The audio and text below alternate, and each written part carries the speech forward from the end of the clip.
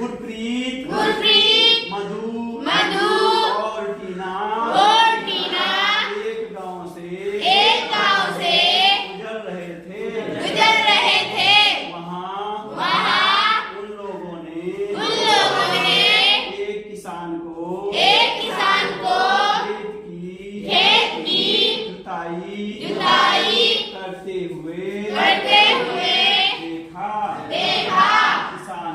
किसान ने उन लोगों से कहा कि वह गेहूं की बुआई करने जा रहा है और मृदा को अधिक उपजाऊ बनाने के लिए अभी खाद डाला है। उसने बच्चों से कहा कि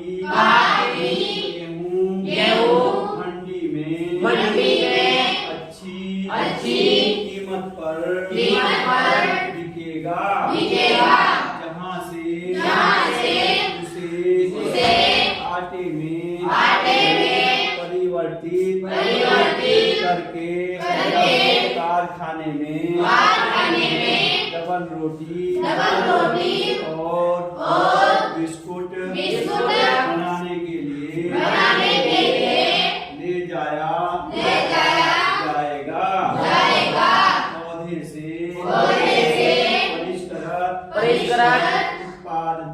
उत्पाद तक के रूपांतरण में 3 प्रकार की आर्थिक क्रियाएं सम्मिलित हैं। ये प्राथमिक, द्वितीय और तृतीय क्रियाएं हैं। प्राथमिक क्रियाओं के अंतर्गत उन सभी क्रियाओं को शामिल किया जाता है। इनका संबंध प्राकृतिक संसाधनों के उत्पादन और विकर्षण से है। कृषि, मत्स्य और संग्रहण इनके अच्छे उदाहरण हैं।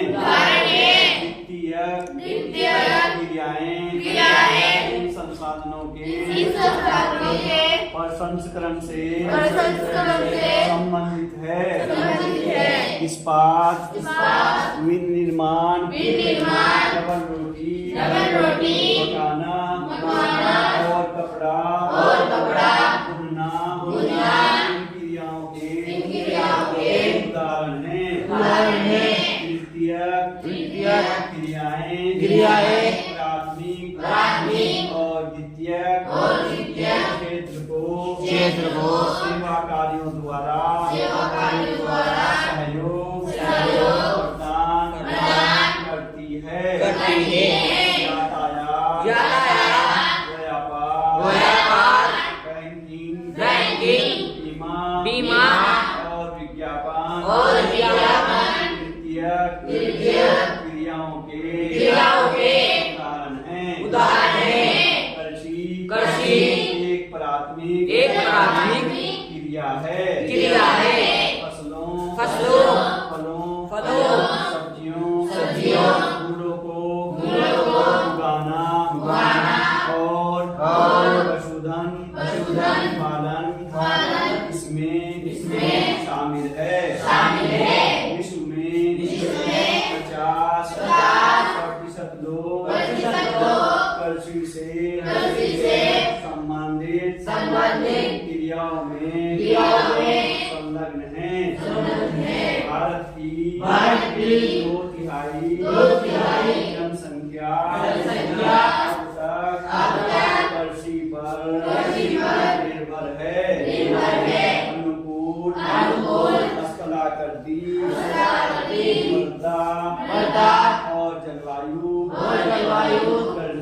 कृषि क्रियाकलाप के लिए